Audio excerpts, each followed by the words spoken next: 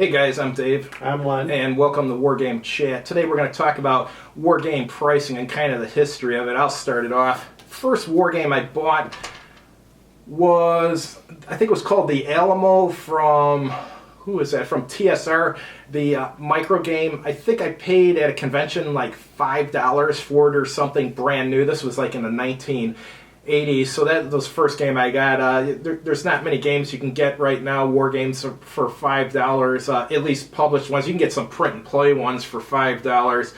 But the only published one I know of is, it's that dinosaur game from Fantasy Unlimited or something like that. I did a review of it, was it about 5 years ago? Yeah, you can get that from Fantasy Games Unlimited for $5. Essentially, you're some dude who goes back in time to hunt dinosaurs and stuff. It's actually a fun game. You got to cut out the counters and stuff. It comes in like a book, and then in the book there's a page where you cut out for the counters and another page for the map, if I recall correctly. Can't remember the name of it. I'll post it on the screen when I get home. But yeah, that's the only one I know of right now you can get for $5 that's published. This is taking me down memory lane by Cranky. I remember when I started, the Avalon Hill games used to go for $10. Oh, wow. Whole $10. Of course, you got to understand, the Milton Bradley, like Monopoly games, went for $5. Mm-hmm. A friend of mine complained once about, he actually wrote to Avalon Hill, say, your games are overpriced. Because we can get Monopoly for $5. Of course, you know, yeah, but in Avalon Hill's defense, though, they made all their games, at least back then, in the United States, and making things in the United States is generally more expensive than making them overseas. Well, they were owned by Monarch Press, because Monarch Press loved Avalon Hill because essentially it was guaranteed work. Yeah. They'd have, they charged Avalon Hill for to print their own stuff and blah. So they always have the printing presses running. Mm-hmm. Which is what you want to do when you run a printing company. Yeah.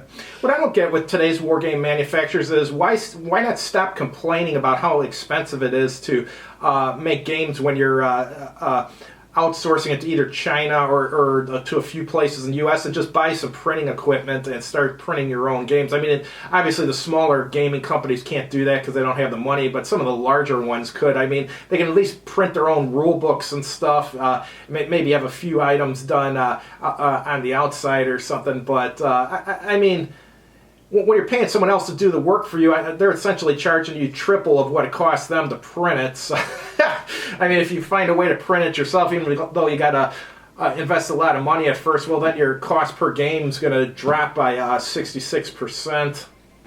Well, actually, I'm surprised no one's worked into like print and demand. Otherwise, Oh, there is a print and demand one. I think it's called Blue Panther. I think some of the games they sell there, they don't get printed until the person ordered it. And I think Hollandspiel too, I think it doesn't get printed until you order it. At least that's the rumor I heard. Yeah, okay, because I was thinking that's, the history of TSR was they always had problems with printing prices.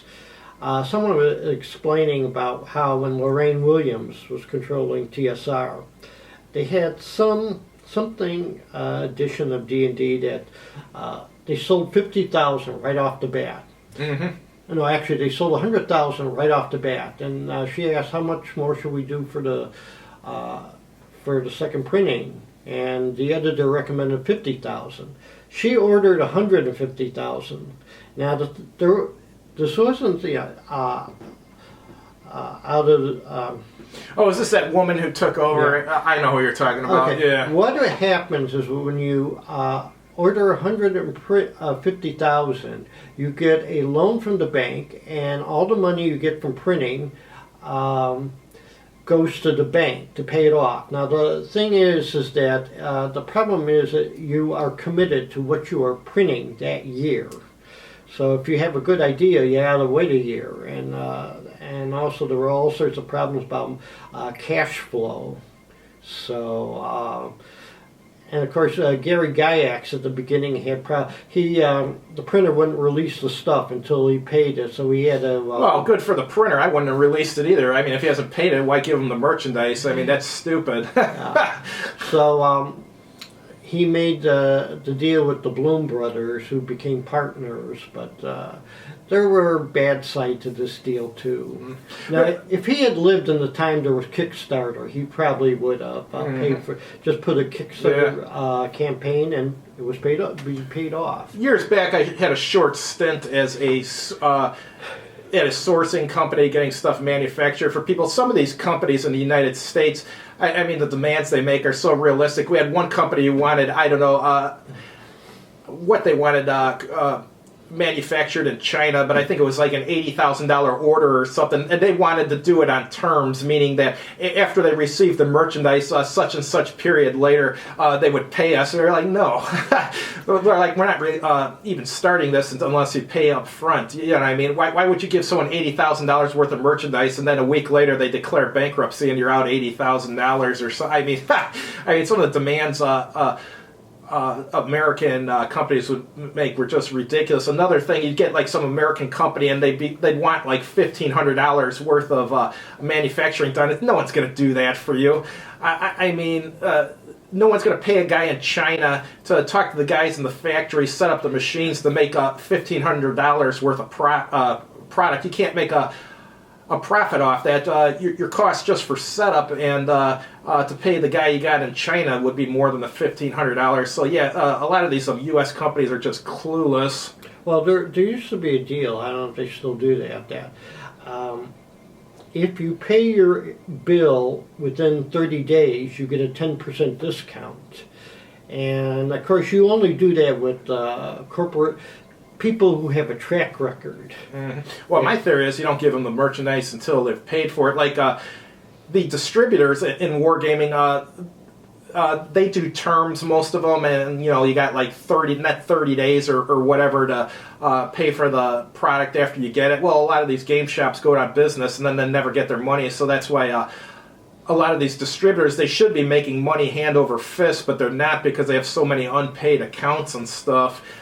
So, yeah, that's a big problem in the industry. I mean, the concept of terms is ridiculous. I don't know why any of these companies do that. I mean, you're just going to get screwed when they declare bankruptcy. But, yeah, as far as other prices, what the original strategy? You've had strategy and tactics since what, about issue, about 30 or 40? Yeah, because Camp Panzer was the first issue, and that's like 30-something in there. How much did you pay for the issue back then? Do you remember? I think it was something like $20 for an issue of strategy. Not issue, but for the whole year subscription. Yeah. Oh, okay. Now they charge like what, $30-some an issue? Yeah. Or is it $40 an issue? That's right, without the magazine. So, actually, with the magazine and the game, it's something like $40, $50 worth. Oh, boy. Yeah. Well, actually, Charles Roberts said something about it. People did complain about the prices of the game, and he just said if they don't want the game, they won't pay $5 for it. Yeah, that's true, too. And because I was thinking, if you know about TSR, when the first D&D and everything, it was overpriced. It was $10.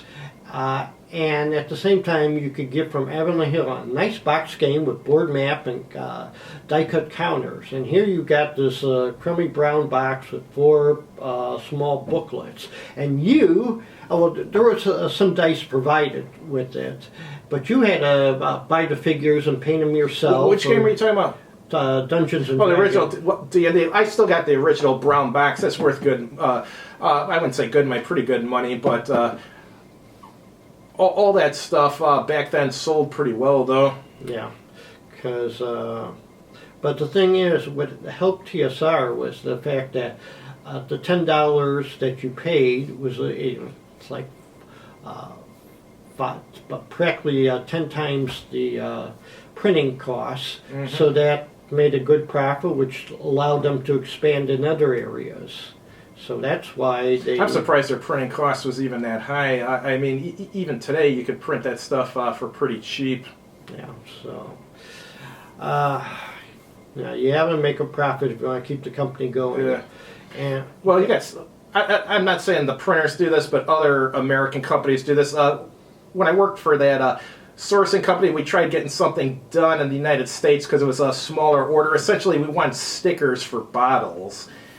And so we went around to some of the companies in the Chicagoland area that make stickers. Some of these companies were quoting us $5 a sticker to put on a bottle, and this is like something that would cost like a penny to make in China. So we were willing to pay a little bit more to have it done in the U.S., but after seeing the prices they're trying to charge out here, just ended up getting it done in China for like, I don't know, 100 stickers for $1 or something, and I don't know, we ordered like, I don't know, 20,000 stickers or something. And of course, was it the right colors and everything? Yeah. Because there are all sorts of horror stories dealing with the Chinese. Some guy were ordered some Halloween decorations. They were supposed to be black and orange. They come back from China, a different color, and there's a note saying that these colors are much better. And I go, no, black and orange are Halloween colors. Wow. So he had like about 10,000 little ornaments, the wrong color. Mm. So they had to figure out what to do with that. I don't know what they did, but but he said that when they asked other people, there are all sorts of stories about the Chinese modifying your order. Well, usually the good sourcing companies, when the stuff's being manufactured, they have an American working in China who's standing there watching them manufacture it, and he's checking the parts and stuff as they come out of the machine, checking every... I mean, they have the Chinese guys doing quality control too, but he does a final quality control check before they send the stuff back to the customer.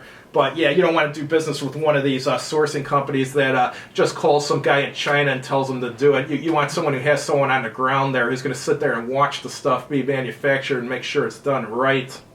Yeah, because actually, all the manufacturing for games should be in the United States. Yeah. Some economists... Cardboard and paper is far more expensive in China or Europe or anywhere else than the United States. The United States is the only place where cardboard and paper is sold at reasonable prices. Yeah. China's only advantage is they got cheap labor. So, some economists are talking about how the United States is actually disconnected to the world market. I think the only two countries that are less disconnected are Rwanda and South Sudan. Well, isn't that... What do they mean by disconnected? Okay, that we need to import stuff. We have everything we need within our borders. If the rest of the world decides to boycott us and not send them stuff, we'll survive. Yeah. So, we have oil within our, we might have to make changes in how we do things, but we'll survive. Mm-hmm. So that's one of the advantages the United States have in our crazy world right now. So I don't know what's happening next. Well, the new thing is people want to manufacture, bring the manufacturing from China like Vietnam and Africa. Now, the reason it hasn't been done on a large scale yet is because they don't have the infrastructure for it. Like in Vietnam, it doesn't have enough roads to get to the ports and stuff, so it slows down the transit time. And in Africa, there's very little infrastructure, and there's a lot of piracy and stuff. So if you manufacture a bunch of stuff, load up some semis, and drive it to the coast, you don't know if it's going to get to the coast or it's going to get robbed and stolen on the way there. With also, we first manufactured in China, but there were a limited number of Japanese people there. So we expanded in South Korea, and there was a limited number of South Koreans there. So we were happy in China for a while, but their population is getting older. And they have... Well, I think it's something in a couple of years, 25% of their population will be over 65. And since they had the one-child policy, they have very few young people under 25. Right, but I mean, even so, I mean, they're still going to have more people than the United States in 20 years or 50 years for that matter, even with the one-child policy. So we don't know what's going to happen next with that one. But... yeah, so let's see what else here. So we know Strategy and Tactics was $20 a year for a subscription. How much were the SBI games in the 1970s and early 1980s? Okay, I remember the first games I got were like $7, $8. They were just a couple dollars less than the Avalon Hill games because they didn't have the printed yeah, they didn't have the mounted map, yeah. And the first games I got, they had the white box. The white box. I remember. I've seen those, yeah. So these things could be made cheaply, and by pricing them a few dollars less than the Avalon Hill games, plus they had the advantage of a lot of S&T games were about subjects that Avalon Hill hadn't covered. Because the first game I bought from S&T was Soldiers, which is tactical warfare in World War One. Interesting. I never even heard of that one. I have to keep an eye out for that. Yeah. So was it good?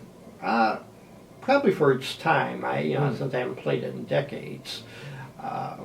So it's, and I think they had also like, did I get Spitfire or a World War II air combat game? Because at the time there were no World War II air combat game.